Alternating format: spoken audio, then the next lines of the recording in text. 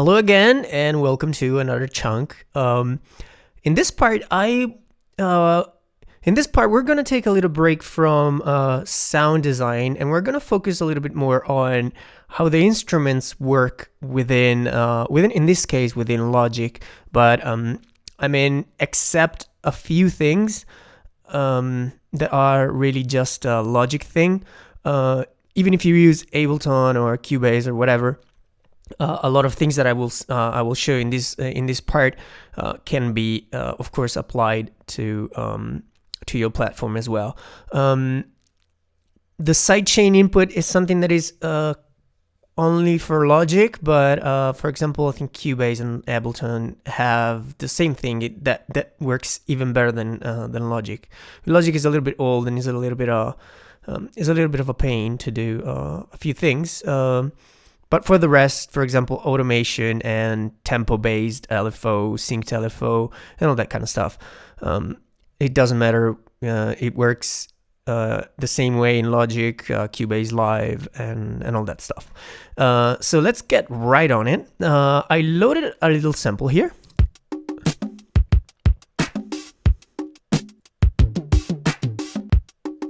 All right. And now I'm going to show you something that you can do with sidechain input, for example, on the ES2. So let's get our ES2. And we have our super awesome default horrible sound. And you notice over here, there's a sidechain menu. And well, right now it shows different input just because one is hidden. It's for the next thing. But over here you see audio 1, analog drum machine, and it's this one. So let's pick this one. All right. And nothing is happening. Right. What this does basically, it gets the audio signal and it transforms it into a modulation. Basically gets the transient and the peaks of our audio file and tells our ES2 to have a certain reaction based on the volume and the transient of this audio file. And this is a really, really underrated type of modulation and effect, because I think you can do some really, really cool stuff. Now, over here, so this is, once again, it's a modulation, so it's going to be a source, is a modulator, sorry. It's because it's a signal that will modulate our parameters, so it's, once again, a source, is not a target. And you notice here, there's a sidechain voice in the menu, and let's bypass it for a second. Okay, right now nothing happens. If I activate it, our sidechain is going to control cutoff 1 and 2. So let's turn this down and let's hear what happens.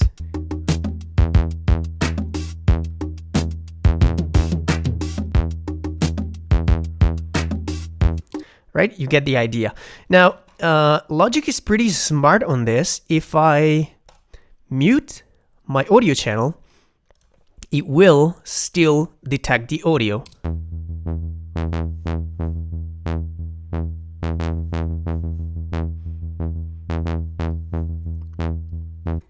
And everything is really, really fast, so everything is pretty much real time.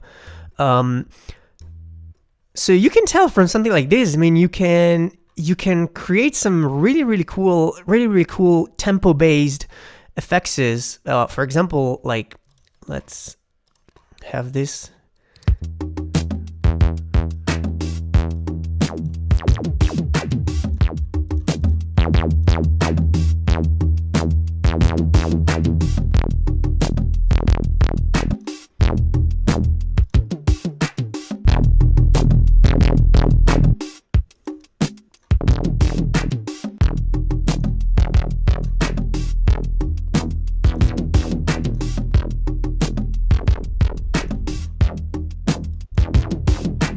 You know?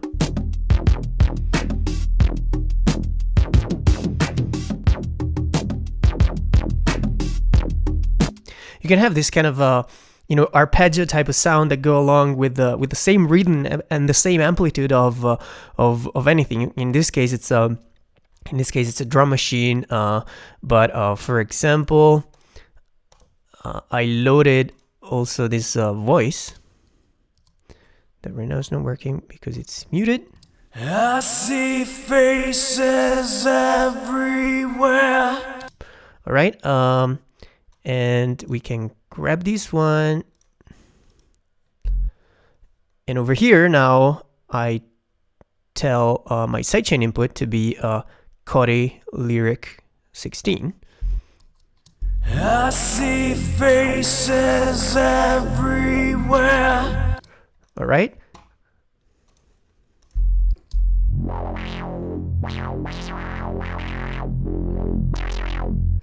I mean, it doesn't really work as well as our previous groove. The drum loop worked really well because it gave this nice flow that goes along really well with the drum machine, and it kind of completes it,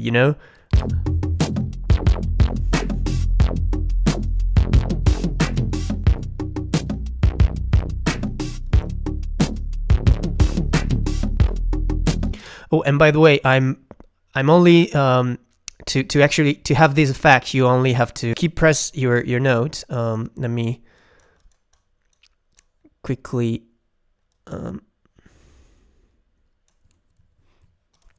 show you how it works on the piano roll.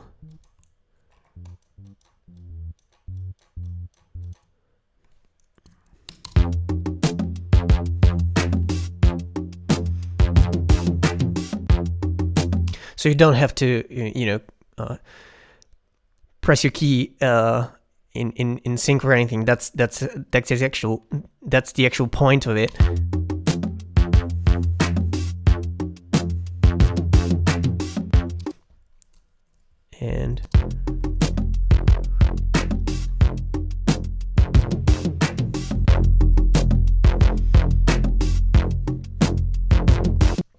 And of course, you can have it modulating anything you want. With the pitch, it wouldn't go that well, I guess. Yeah, exactly.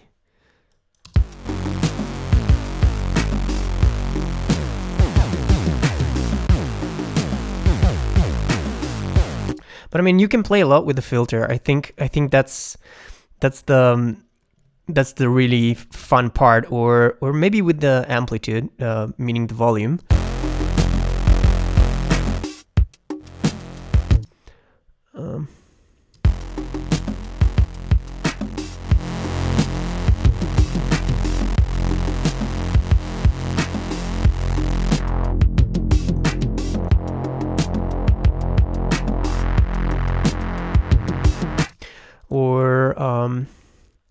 Let's play with the filters a little bit more.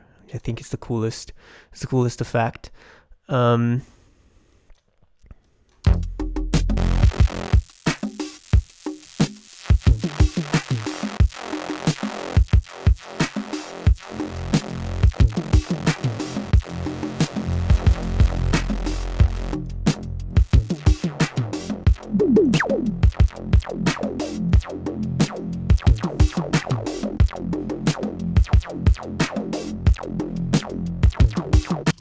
You can do all this sort of cool little arpeggio sound, and of course, if you run it, if you run into through like a delay, let's quickly do it.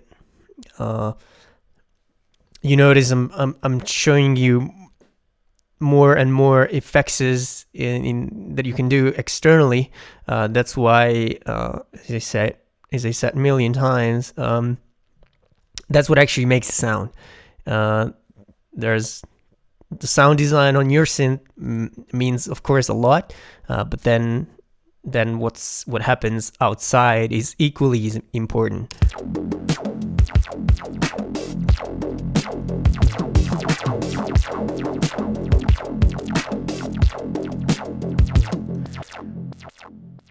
Let's pick a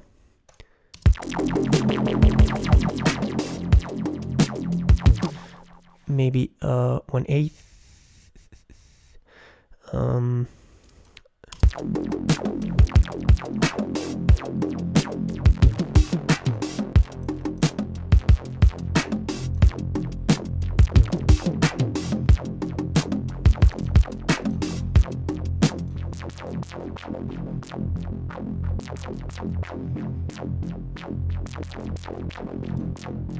know, it's pretty cool. Maybe with the actual low pass.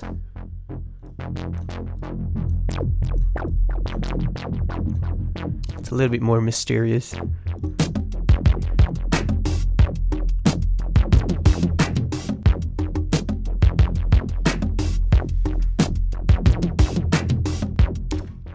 Yeah, this is as I was saying, a really underrated fact, but I think it works really well. Probably you wouldn't do it in like every track. It's not like something like the on-beat sidechain. That's a completely different thing. So the sidechain effect that I'm talking about now is that effect where the kick pushes down either the bass or the main lead, and you know, you get this pumping effect every time that the kick hits.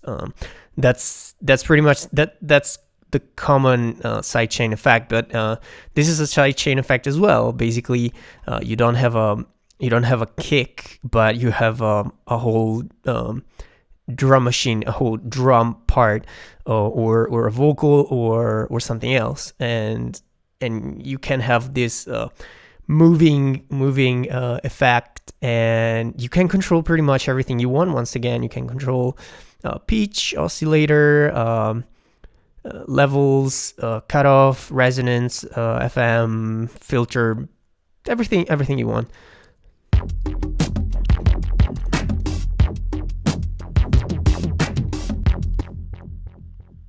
So this is how the sidechain works. Basically, you go over here and you pick a signal, an audio file. It has to be an audio file of, if I open, for example, another ES2, all right.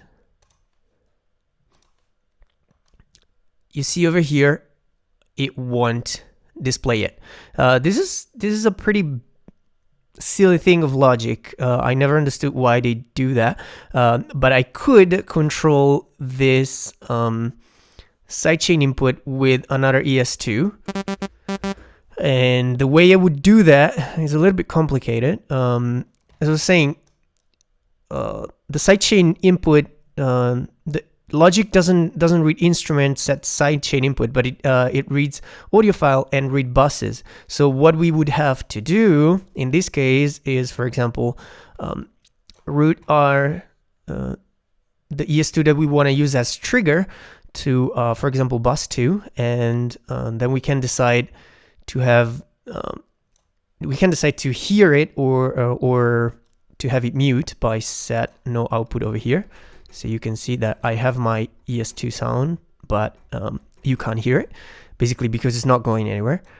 As soon as I set it to stereo output, there you go. And over here, we tell the ES2 that the sidechain input would be the bus 2, and in this case, all right.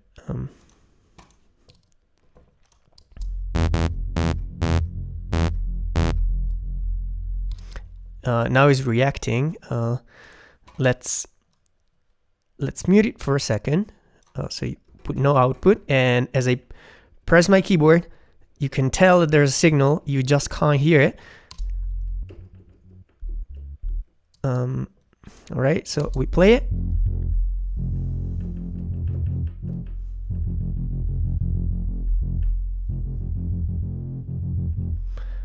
All right, so if I was to record it,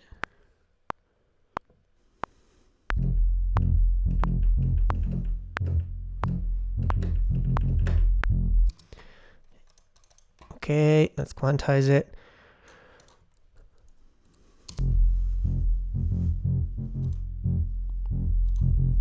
Basically, what's happening now is this ES2, the one that we can actually hear, is reacting to this one that we can't hear. So basically, if I mute this one, you can see this gives just a trigger. All right, we can't hear anything. So if I play this one,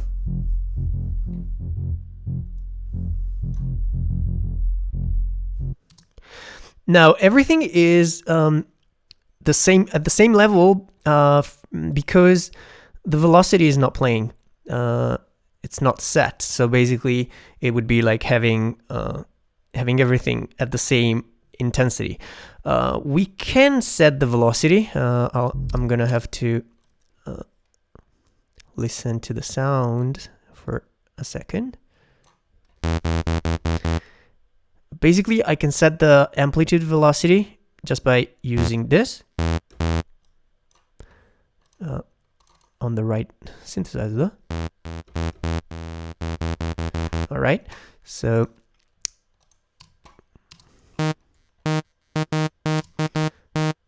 let's just pick some random notes and change the velocity.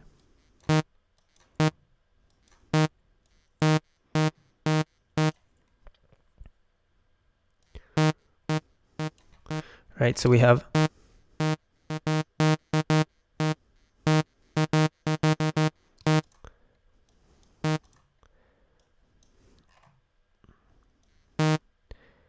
and let's put this really quiet.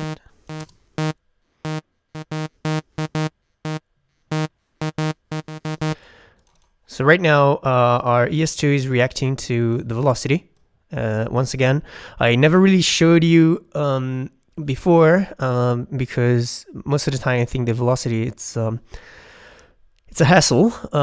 But simply, if you slide this up or down, right here is not going to react.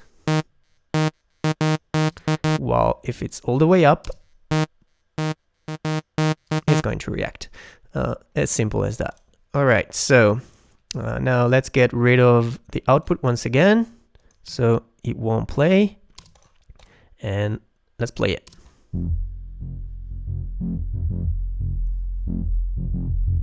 As you can hear that it's reacting to the velocity, okay? When it's red, the sound is louder, so the trigger is, the amount is actually higher, so the filter is more open.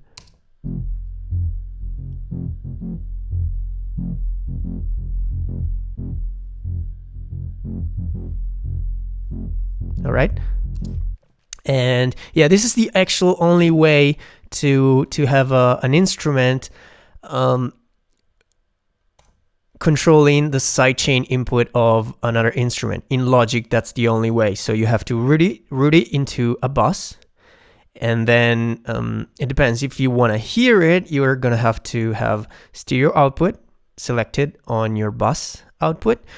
And well, if you don't want to hear it, you simply set no output and the sound will still be there, but you won't be able to hear it.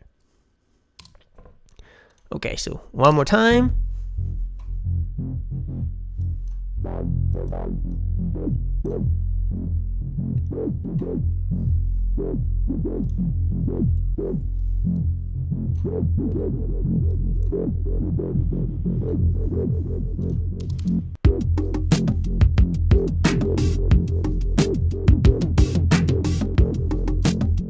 You know, you can do effects like this.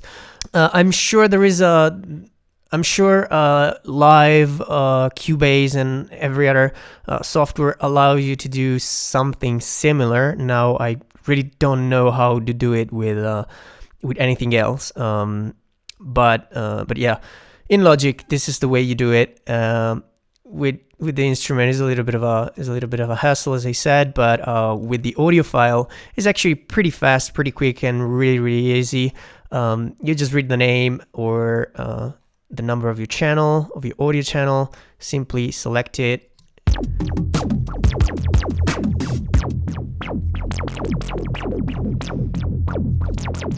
And you're good to go. That's it for the sidechain input. If we want to use it as a modulation source. In Logic, though, we can use the sidechain input to do something really fun. and it's with the Evoc 20. And yes, it's finally vocoder time. And so let's close the ES2 and let's have a look.